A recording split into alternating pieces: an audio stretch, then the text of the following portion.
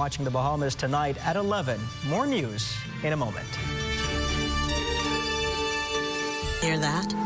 If you listen closely, you can hear the heartbeat of a nation.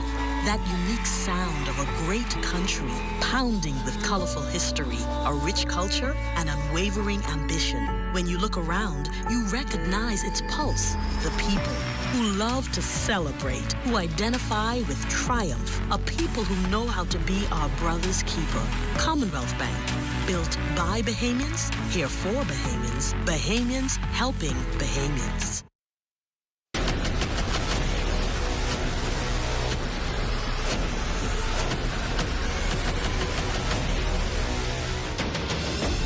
A decade ago, the Bahamas Striping Group of companies was birthed out of a passion to change the way we travel. From only a $5,000 grant, the tenacity and work ethic has propelled BSGC to one of the leading road management companies in the Caribbean. We pride ourselves on going the extra mile where others won't, through the use of our state-of-the-art equipment and our certified team. Although the success is commendable, the road has been long. Yet, the mission continues in striving to be a world-class organization ran by Bahamians for Bahamians. With the help of our experienced and hardworking team, we at the Bahamas Striping Group of companies are committed to making a difference, one road at a time. This portion of the news is brought to you by Bahamas Striping Group of Companies. A proud look back at a bank's 50 years of commitment, progress, and transformation that's led to the growth and success of hundreds of local businesses. Makushla Pinder has that story. Where we were, where we are, and where we're going. From addressing legacy issues to navigating financial constraints, the Bahamas Development Bank today stands boldly as a testament to its legacy of resilience and purpose. And the timing couldn't be better. Half a century of transforming challenges into opportunities has catapulted the Robinson Road and Key West Street Bank to where it is today. And so the bank is now positioned to continue being the financial backbone for innovative projects and sustainable development in the Bahamas. The bank has even crafted new programs and products and services, one being the Joint SDG Fund, which we aim to close in a few weeks. That provides low-cost financing to entrepreneurs who are women, youth, and those with disabilities. Quite a feat if BDB's managing director, Nicholas Haig, says so himself. But he acknowledges that so much more must be done to get the bank where it needs to be. Our vision for the next 50 years honors not only our roots, but embraces transformation. With $30 million in investment, we aim to utilize traditional and non-traditional forms of financing as we meet pressing needs for the modern Bahamian. As we move into stage 2 of our Green Climate Fund accreditation, we stand ready to channel tens of millions of dollars for projects into the Bahamas if we are successfully approved in February of this year. And so while our history has been great, whilst our current is powerful, our future is magnificent. The road ahead also includes Monday's launch of a GLOW program with the Tourism Development Corporation. $20,000, 15 loans, 5 grants. Equally pleased with the bank's evolution, its chairman, Gilbert Kassar. Today, as we face global challenges like climate change, rising costs of living, and technological disruption, BDB stands ready to respond with creativity and, yes, with boldness, with leadership. In this age of rapid change, our mandate has never been more relevant. We are more than a financial institution. We are an engine for transformation. And though now 50 years old, Kassar reminded that the Bahamas Development Bank story is still being written by Bahamians. For the Bahamas Tonight, I'm Makushla Pinder. Acting Prime Minister and Engliston MP, the Honourable Glenys Hannah Martin, the very same constituency the Bahamas Development Bank calls home. The minister, whose father, former Governor-General, Cabinet Minister and parliamentarian Arthur D. Hannah, served as Minister of Finance when the Bahamas Development Bank was formed in 1974. called it a solemn privilege to speak at its 50th anniversary. In doing so, she touted its success in bringing to life scores of business projects and bold ideas. As we commemorate this golden jubilee, let us reflect on the lasting impact of this one-of-a-kind institution, one which has contributed enormously to the empowerment of our people and the autonomy of our nation. Over the years, the BDB has held fast to its mission of stimulating, facilitating, and advancing the Bahamian economy. The concept of the Bahamas having its very own development bank was birthed from the notion that Bahamian innovators and entrepreneurs needed and deserved to have access to capital to fund their dreams and move this country forward. Our people deserve the same access as everyone else. As the bank turns its gaze towards the next 50 years, the acting prime minister stressed that its work will only become more consequential.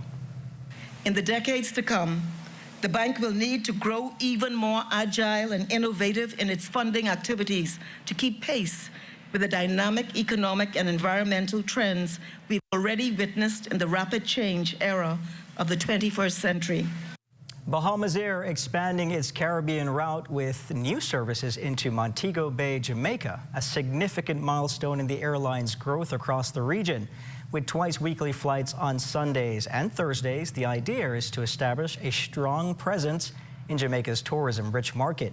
Managing Director Tracy Cooper is optimistic about the potential benefits of tapping into that regional market.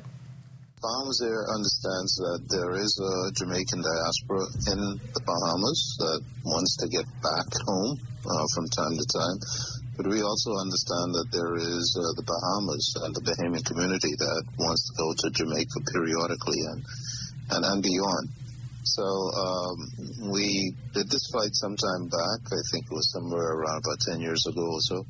And we're now re-entering the market because we see or we feel that there is this demand between the two states of Jamaica and the Bahamas. For Bahamasair, Montego Bay not only opens a new market, but strategically positions the airline to tap into other connectivity. One of the things that we understand with Montego Bay is that there is a large international presence, airlines flying into Montego Bay. It is their a sort of a tourism capital, if you want to put it that way. And we see where we can work to have multiple destinations. Persons going to Jamaica and the Bahamas, from Europe and from other places. So yes, we know we can piggyback, doing some interlining and the likes, that we will be able to get some of that traffic from Jamaica that is coming into Jamaica also to come into the Bahamas. Expanding our footprint into the Caribbean is not a bad thing. We're all one community, if you kind of want to look at it that way. And so we see that this is only a start, and if this provides that means in getting more into the Caribbean, we'll follow suit. Accessibility remains a pressing concern for residents in Abaco, who tonight, as calls grow for louder for business owners to make their establishments more inclusive. The National Commission for Persons with Disabilities reporting several businesses in Abaco are significantly non-compliant. Devontae Hanna tells us more. Tonight, residents on the island of Abaco are asking business owners to make their establishments more accessible. One Sandy Point native, Stephanie Roberts, who has been confined to a wheelchair for the past few months, calls it disappointing. The facilities, it's just not handicapped, it's just not accessible at all for wheelchair. This as an inspectorate from the National Commission for Persons with Disabilities have found that several establishments on the island are not compliant with the new building code, according to Commission Chair Nalini Bethel. The number of buildings that we find that are not compliant is quite large, and we would basically ask them to at least put in some ramps and railings so that wheelchairs or amputees, persons who are visually impaired or hearing impaired would be able to actually access some of these buildings. The final findings of that report are set to be released in the coming weeks. However, Bethel confirmed near 30 businesses on the island have been inspected. Roberts reveals some of the places she has found issues with. Even going into like the local stores, for one, you can't just ride in, you know, there's a rise or there's steps or something like that. So it's just a lot. Meantime, as social services town halls continue on the island, Gillian Bethel, assistant director within the department, is advising residents on some of the assistance they can receive. Like prosthetics, orthotics, wheelchairs, rollators. There are various devices, as well as there's maybe some other medical tests, like MRI scans, other medical services, special foods. And she says that those items can be requested from your local Department of Social Services. But by the conclusion of their time here in Abaco, the Ministry of Social Services says that they desire to create a Bahamas that is not discriminatory against persons with disabilities, and they will make a concerted effort to ensure that there's inclusion for all. Reporting from Abaco for the Bahamas Tonight, I'm Devontae Hanna. Every Thursday afternoon for the past 13 years, there's been a special meeting taking place at the C.I. Gibson Senior High School. That meeting is focused on changing lives through empowering a group of young teenage girls towards making the necessary improvements to succeed. Carla Palmer tells us tonight about the Pink Girls Club. Established in 2012 by educator Elizabeth Awar and supported by a group of her colleagues serving as mentors, the Pink Promises Girls Club continues to increase in membership each year. Solely exclusive to the C.I. Gibson Senior High School, the Girls Club targets 10th to 12th graders. I am just trying to make sure that the girls have the best possible support as they go through society and into the world, that they're better prepared. For these girls, as they approach graduation, preparation in both theory and practical application is extensive. I would like for them to become well-rounded spiritually, academically. We do financial training. We've had psychologists come in and blanketly address situations that the girls are going through. We try to just deal with the whole person. Beauty tips, fashion tips, like I said earlier, deportment, dwelling in the Word of God, being proper young ladies, how to interact with people, proper Christian dating. Wife of the Prime Minister, Mrs. Anne Marie Davis, lent her support to the club during a recent induction ceremony. You are flamingos today. You do not fly off at the first sight of a storm. So when you talk about staying grounded in who you are, even if the winds of peer pressure try to take you off your course. Graduates Darieth Tanis and Demai Smith appreciate the efforts by all stakeholders in helping them navigate the challenges toward what they feel is female empowerment. It's a very comforting environment that gives you support. It gives me support that I need. I would let every young lady out there to come to Pink Promises if I can. The club is now headquartered at C.I. Gibson Senior High School, but Awar is hoping to expand the program to schools throughout the country. For the Bahamas Tonight, I'm Carla Palmer. Marcellus Hall has a look at what's coming up in sports. Marcellus? Well, coming up in sports for tonight, we'll take a look at the high school baseball playoffs. Those are coming up as the teams looking to get to the championship round. That's ahead in sports. Our company offers a simple philosophy, open hands. What do open hands mean? If you keep your hands closed, nothing comes in, nothing goes out. If you keep your hands open, a lot of things comes in, a lot of things goes out. We cannot expect to be a successful company without blessing our community and blessing our country. My good friend and valued client, Dominic Stirrup, approached me following a meeting we had and told me of the idea that he had of feeding 10,000 Bahamians on Thanksgiving. There was a lot of details to put together, had to figure out how to get it done. but at the end, it was worth it. At the end, it gave me a heart of gratitude to know that our company is reaching out to so many persons. We invite you on a journey to witness an extraordinary chapter in the story of the Bahamas Striping Group of Companies, a tale of compassion, unity, and the true spirit of Thanksgiving.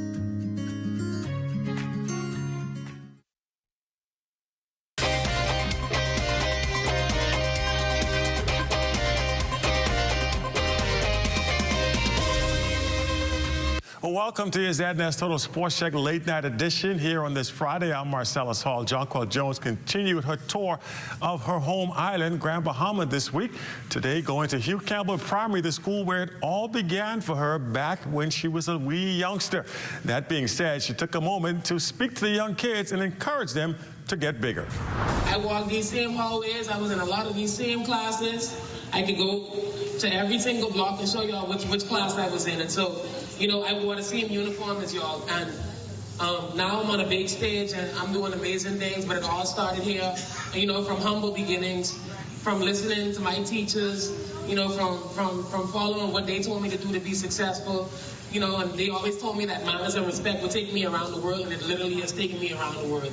So y'all have everything that y'all need to be successful right here in the Bahamas. And so just continue to strive for greatness. Everything starts in the mind. If you believe that you can do it in the mind, you can go out there and get it done and be successful. Now, school principal Tammy Elliott Ellis says that Jonquel's story inspirational to this group of young ladies looking to spread their wings. If they don't want to be a basketball player, they can strive for anything they want to be. And so she left the message that anything you want to do is possible, whether it's in law, teaching, or whatever you choose to do. Just be your best at it, and you will succeed. On to some baseball, where yesterday BISS sudden death playoffs got started at DeAndre Rogers Baseball Diamond. Senior boys taking center stage first. Kingsway Academy facing off against St. John's. Both sides with their cheerleaders trying to inspire victory, but it would be the Saints who would jump out to a 6-0 lead in the second inning. They would never look back, cruising their way to a 10-1 win as they advance to the championship round. In the other semifinal matchup, the QC Comets and CW Saunders Cougars would battle in a much closer game. That would be a pitcher's duel going right down to the wire. Comets able to score a couple of late runs in the sixth. They advanced with a final score of 4-2 there.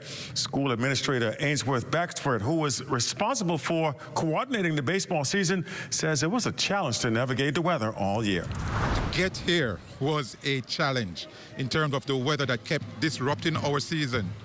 As we know, we had a struggle finding fields, but we were able to find sufficient fields to get the season in. But then the rain, that 2 weeks period of rain, that really messed up our schedule, and it pushed us back by 1 week. But anyway, all the teams persevered and we pushed on, and now we are here very excited. And as you can see, those who are here are really enjoying the moment. And that's it. You look at sports here on this beautiful Friday. Of course, we have our Friday weather forecast just ahead. Stay with us.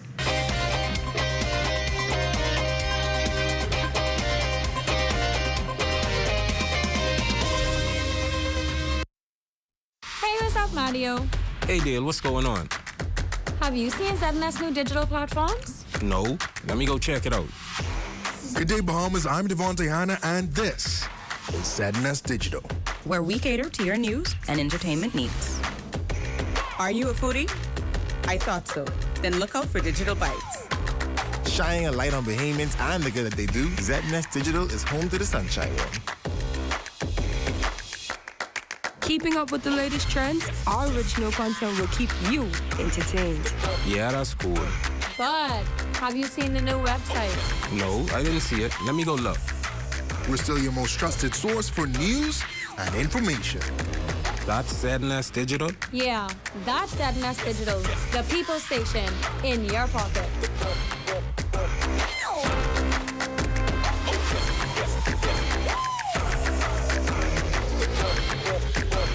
We seem to remember our athletes when they make us proud at the finish line. Throw a Junkanoo parade when they return home, toss them a few dollars. And then forget about them until the next Members time. Of the prestigious Fourth Estate should never sell themselves to any politician. Instead, keep their hands and noses clean in order to publish or broadcast the unadulterated truth. Well, that's how I see it anyway.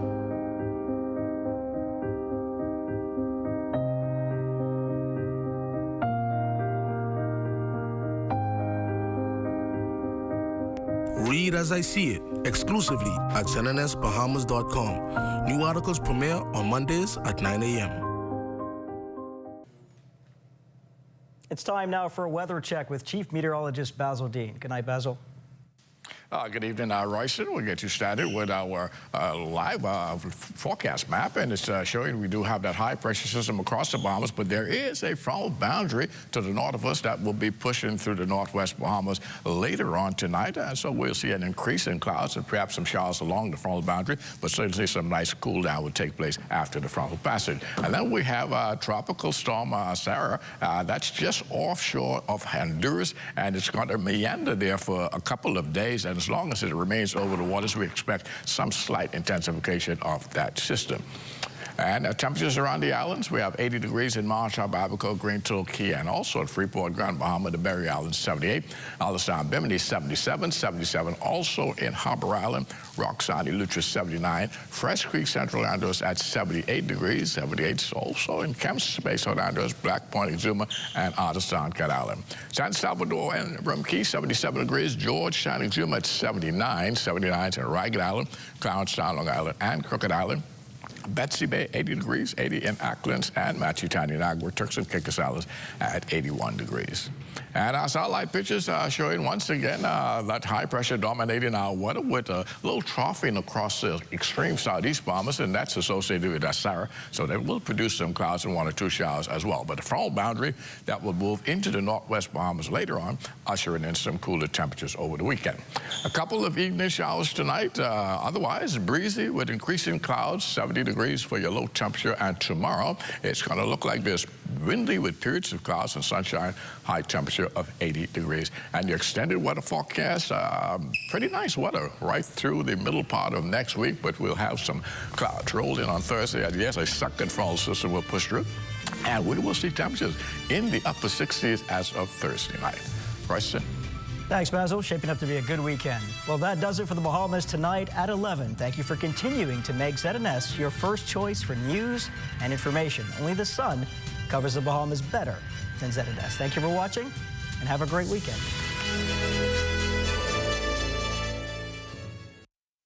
At Tonic Williams Darden Highway, I'm Tijaro Hudson. This is ZNS.